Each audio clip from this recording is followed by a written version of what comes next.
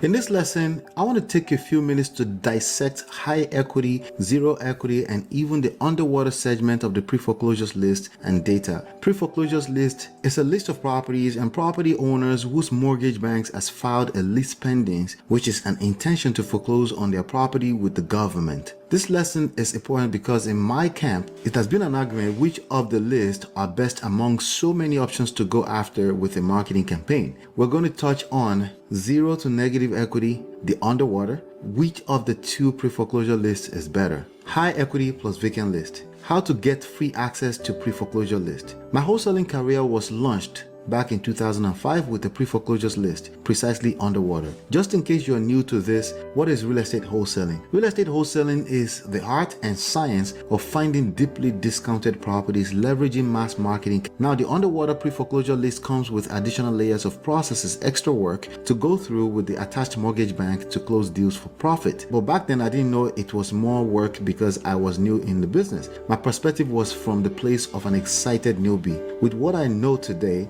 you'll be shocked with what I'm about to reveal in terms of which of these two list segments is the best. 1. High equity, or 2. 0 to negative equity, the underwater. My name is Ola and I'm the author of 2 books, Smart Real Estate Wholesaling and Real Estate Money Secrets, which you can download absolutely for free at www.smartrealestatewholesaling.com. I'm also the creator of myEmpirePRO, an 11 days challenge quick start guide, which you can access at www.11dayschallenge.com. Let's break it down.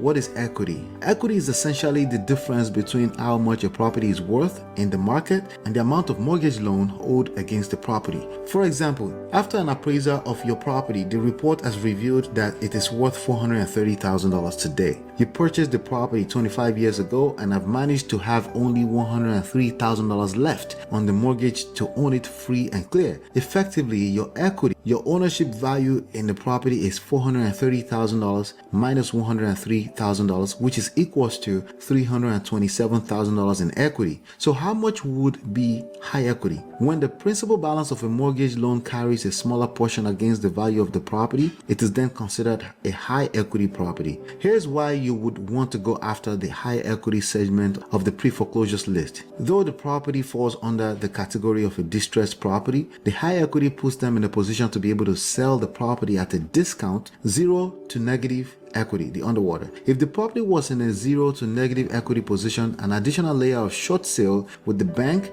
would be necessary even if the owner wants to give away the property to you for free. Let's use this example from the same neighborhood with a few unique scenarios. It was just last year that the real estate market collapsed real badly and things are not recovering fast enough. A property that was worth $430,000 is now worth only $275,000. In addition to that, the owner purchased it only 2 years ago with a payment of only $20,000 so far. The original mortgage loan amount was $380,000. Therefore, the principal balance is now $380,000 minus $20,000, which is equals to $360,000. The owner is owing $360,000 against the property that's only worth $275,000. So that brings us to a negative equity of $85,000 underwater. So the owner agreeing to sell us the property even at $275,000 is not enough. The balance to the mortgage lender also has to be settled through a short sale. Which of the two pre-foreclosure lists is better? There are 5 stages of wholesaling a piece of real estate property, right? You have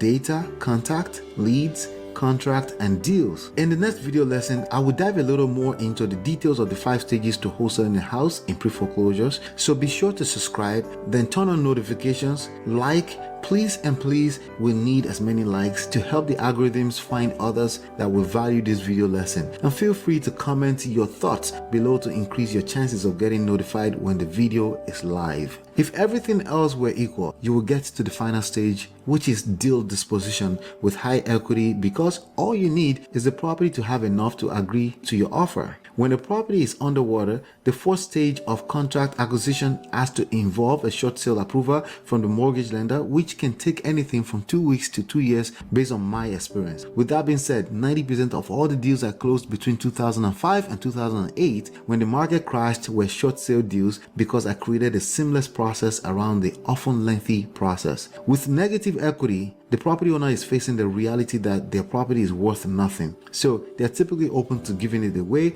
if you know what to do with it. I did, and they were the easiest contract to acquire. The main lesson, ultimately, it comes down to a system of lead pipeline and focusing on problem solving. So even though we like high equity to remove the hassle of negotiating a short sale, we've made it a point to prioritize properties that fit these three criteria: pre-foreclosure, high equity, and vacant properties. You can easily pull this list by setting up a free trial at www.empire.bigdata.com. Check out the video on this screen to learn step by step how we set that up in our business.